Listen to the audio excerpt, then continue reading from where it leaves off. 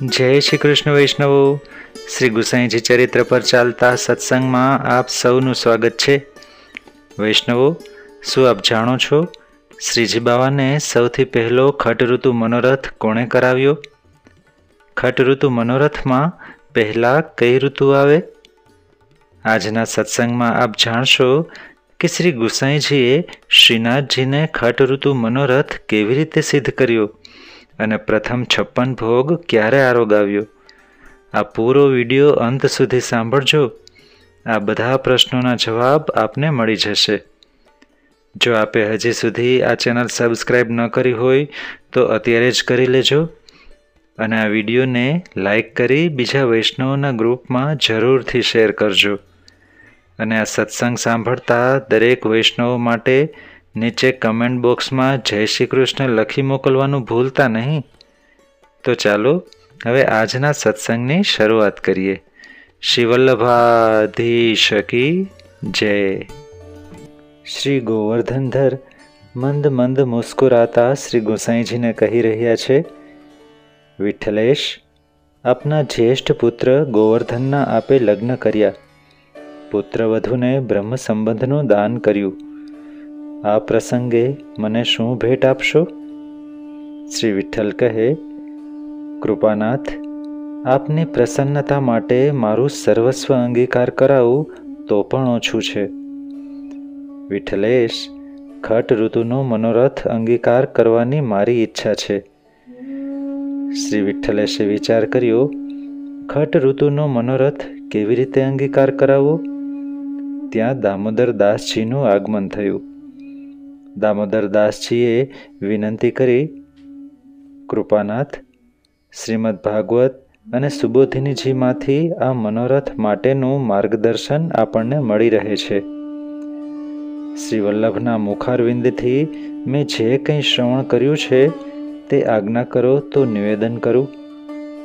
શ્રી વિઠ્ઠલ કહે, દમલાજી, તમારા હૃદયમાં શ્રી વલ્લભ જ બિરાજે છે। તમારા દ્વારા શ્રી વલ્લભ જ માર્ગદર્શન આપશે। તમે જરૂર કહો। દમલાજીએ કહ્યું, નિત્ય લીલામાં 6 ઋતુ મૂર્તિમંત ઐશ્વર્ય રૂપે સદાકાળ રહે છે। આધિદૈવિક અલૌકિક વૃંદાવનમાં પ્રભુના 6 ઐશ્વર્યો 6 ઋતુ સ્વરૂપે સદાકાળ શ્રી યુગલ સ્વરૂપની સેવામાં તત્પર છે। ઐશ્વર્ય ધર્મ ગ્રીષ્મ સખી રૂપે સેવા કરે છે, વીર્ય ધર્મ વર્ષા સખી રૂપે, યશ ધર્મ શરદ સખી રૂપે, શ્રી ધર્મ હેમંત સખી રૂપે, જ્ઞાન ધર્મ શિશિર સખી રૂપે અને વૈરાગ્ય ધર્મ વસંત સખી રૂપે સદાકાળ તત્પર છે। નિત્ય લીલાનો આ દિવ્ય પ્રકાર પૃથ્વી ઉપર પ્રગટ કરવાની જ પ્રભુ આજ્ઞા કરે છે। પ્રભુ પોતાના અંગીકૃત જીવોને આ મનોરથ દ્વારા નિત્ય લીલાનો અનુભવ કરાવવા માંગે છે, માટે જ આપને આ ભગવત આજ્ઞા થઈ છે। શ્રી વિઠ્ઠલેશે જ્યેષ્ઠ પુત્ર શ્રી ગિરધરજીને ખટ ઋતુ મનોરથ અંગેની સર્વ હકીકત કહી। શ્રી ગિરધરજીનું વય 17 વર્ષનું હતું, પરંતુ પિતાથી પુત્ર સવાયો એ ન્યાયે આપ સકલ શાસ્ત્ર સર્વજ્ઞ હતા। તેથી આપે વિનંતી કરી, ખટ ઋતુના મનોરથમાં પ્રથમ વર્ષા ઋતુનો ઉત્સવ મનાવવો જોઈએ। વર્ષા ઋતુ અનુરાગની ઋતુ હોવાથી તેનો રંગ લાલ છે। સ્નેહરૂપ આપણા પુષ્ટિ પુરુષોત્તમ પ્રભુનું પ્રાગટ્ય પણ વર્ષા ઋતુમાં જ થયેલું છે, માટે પ્રથમ વર્ષા ઋતુ, પછી શરદ, હેમંત, શિશિર, વસંત અને ગ્રીષ્મ ઋતુનો અંગીકાર થવો જોઈએ। મારી ભૂલ થતી હોય તો આપ મને સમજાવવા કૃપા કરશો। શ્રી ગિરધરજીની ભાવના પ્રમાણે કારતક સુદ છઠના દિવસથી ખટ ઋતુના મનોરથનો પ્રારંભ થયો। કારતક સુદ છઠે વર્ષા ઋતુના આગમ તરીકે કસુંબા છઠનો મનોરથ યોજાયો। સર્વત્ર લાલ રંગના સાજ, પીછવાઈ, ચંદરવા વસ્ત્રો, શૃંગાર વગેરે અંગીકાર કરાવવામાં આવ્યા.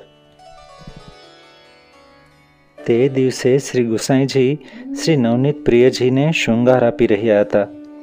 આપનો પરિવાર ત્યાં ઉપસ્થિત હતો. આપે આજ્ઞા કરી, મંજુષા માનઈ અર્થાત શૃંગારની પેટી લાવો. સંસ્કૃત ભાષામાં કરાયેલી આ આજ્ઞા સાંભળતા જ આપના પંચમ પુત્ર શ્રી રઘુનાથજી સૈયા મંદિરમાં પહોંચી ગયા.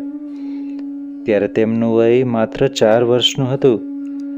ત્યાં ગયા પછી શ્રી રઘુનાથજીએ વિચાર કર્યો કે કાકાજીએ સંસ્કૃતમાં શું કહ્યું તે તો હું સમજ્યો નથી અને દોડી આવ્યો છું. હવે તે આજ્ઞાનું પાલન નહીં થાય તો સૌ મારી મશ્કરી કરશે. આવો વિચાર કરતા એક ક્ષણમાં તેમને અસહ્ય તાપ ક્લેશ થયો. તત્કાલ શ્રીનાથજી અને શ્રી વલ્લભ ત્યાં પ્રત્યક્ષ થયા.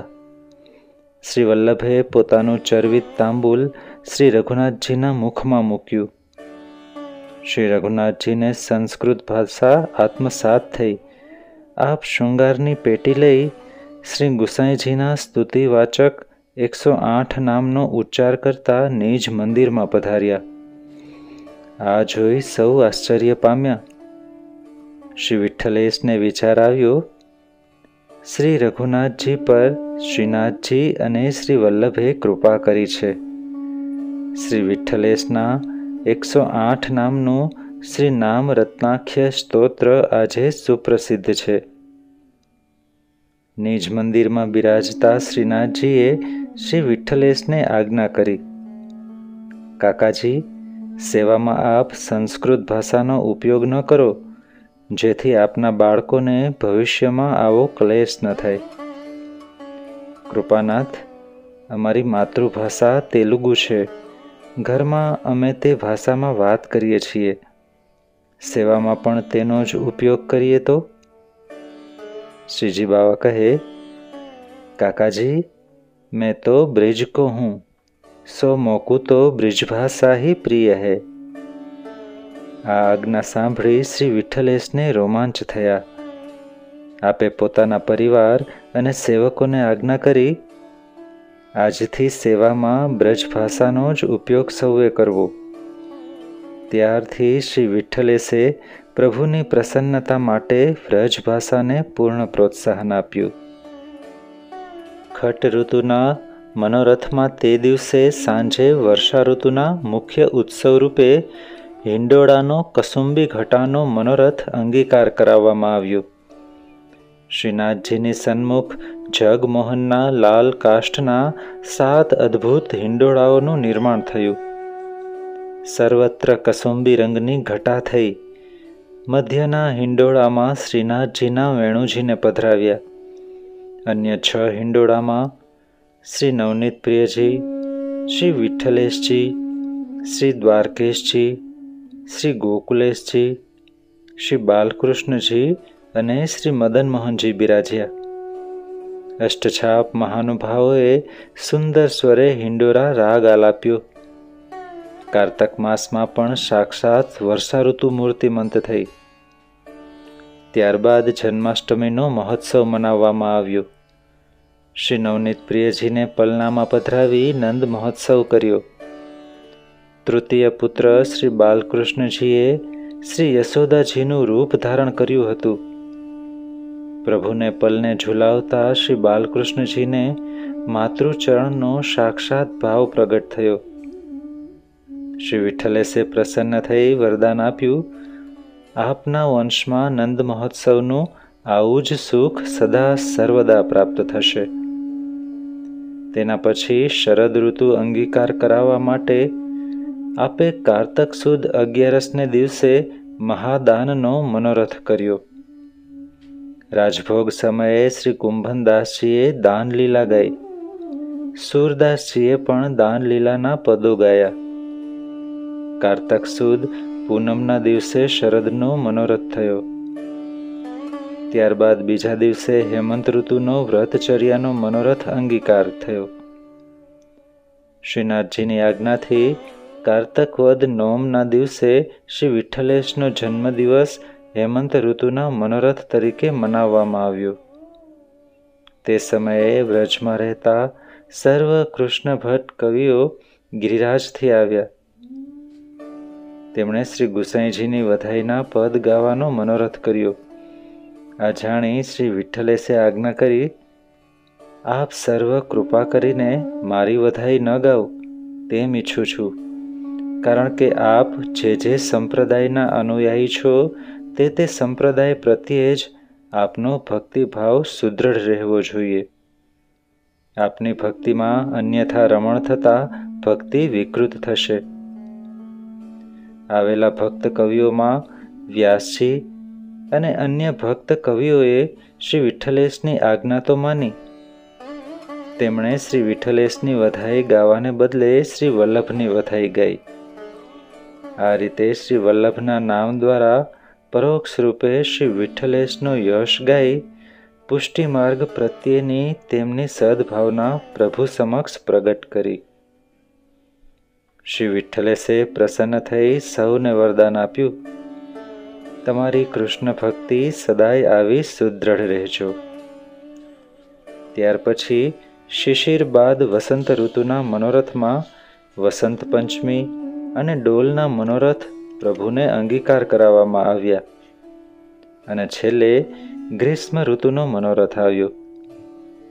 આપે વિચાર કર્યો કે અત્યારે શીતકાલમાં સમય વિરુદ્ધ ગ્રીષ્મ ઋતુનો મનોરથ કેવી રીતે અંગીકાર કરાવવો? ખૂબ વિચારના અંતે આપે ખસ અને કેસર મિશ્રિત મંડલી સિદ્ધ કરાવી. ચંદનમાં કેસર કસ્તુરી વિશેષ પ્રમાણમાં મિશ્રિત કરી તેના મણકાઓની માળા સિદ્ધ કરાવી. ચારેય બાજુ અગ્નિથી પરિપૂર્ણ સગડીઓ ગોઠવી, જેથી હવામાં રહેલી શીતળતા દૂર થઈ નિજ મંદિર ગ્રીષ્મ ઋતુને અનુકૂળ બને. આમ શીતકાલમાં આપે સર્વને ગ્રીષ્મ ઋતુનો અનુભવ કરાવ્યો. મહાનુભાવ ભક્તોને 6 ઋતુઓ એક સાથે બિરાજતી હોય તેવો અનુભવ થયો. આમ ખટ ઋતુનો મનોરથ અંગીકાર કરાવ્યા બાદ શ્રી વિઠ્ઠલેશે જ્યેષ્ઠ પુત્ર શ્રી ગિરધરજીને આજ્ઞા કરી, ગોવર્ધન, હવે શ્રીનાથજીને ખટરસ પરિપૂર્ણ 56 ભોગ આરોગાવવાનો મારો મનોરથ છે. કાકાજી, કૃપા કરીને 56 ભોગનું સ્વરૂપ ન સમજાવો. ગોવર્ધન, શાસ્ત્રમાં પ્રસંગ છે કે દેવતાઓએ સૌ પ્રથમ વસંત ઋતુમાં વિરાટ પુરુષના અવયવ સ્વરૂપ હોમ દ્રવ્યથી શ્રી યજ્ઞ નારાયણને પ્રસન્ન કરવા માટે આધ્યાત્મિક યજ્ઞ કર્યો હતો. તે જ યજ્ઞનું આધિદૈવિક સ્વરૂપ 56 ભોગ છે. એટલે 56 ભોગ પુષ્ટિમાર્ગીય આધિદૈવિક યજ્ઞ છે. કાકાજી, યજ્ઞના આ આધિદૈવિક સ્વરૂપે આપ વિસ્તારથી સમજાવવાની કૃપા કરો. ગુસાઈજી શ્રી ગોવર્ધનને સમજાવતા કહે છે, યજ્ઞમાં વેદી, મેખલા, અગ્નિ, ગોદાન, બલિદાન, ઈષ્ટદેવનું પૂજન, બ્રાહ્મણ ભોજન વગેરે થાય છે.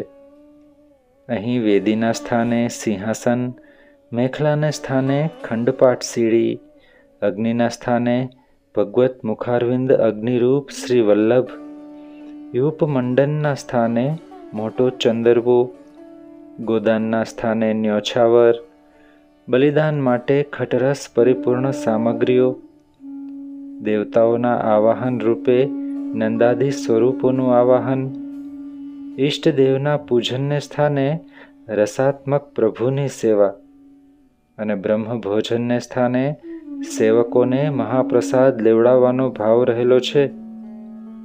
આપણે યજ્ઞના કર્તા એટલે યજમાન છીએ. મુખિયાજી ઉદગાતા છે. ભીતરિયા ઋત્વિજ છે. પરિચારકો અધ્વર્યુ છે.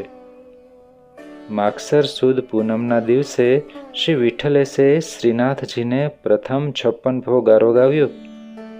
આમ સેવાનો પૂર્ણ વિસ્તાર શ્રી વિઠ્ઠલેશે કરતા સેવાનું સમગ્ર સ્વરૂપ આનંદમય અને રસમય બન્યું. બોલીએ શ્રી વિઠ્ઠલેશ પ્રભુ ચરણ કી જય. વૈષ્ણવો, આજના સત્સંગમાં અહીં વિરામ લઈએ. ફરી પાછા એક સુંદર સત્સંગ સાથે મળીશું. સર્વે વહાલા વૈષ્ણવોને જય શ્રી કૃષ્ણ.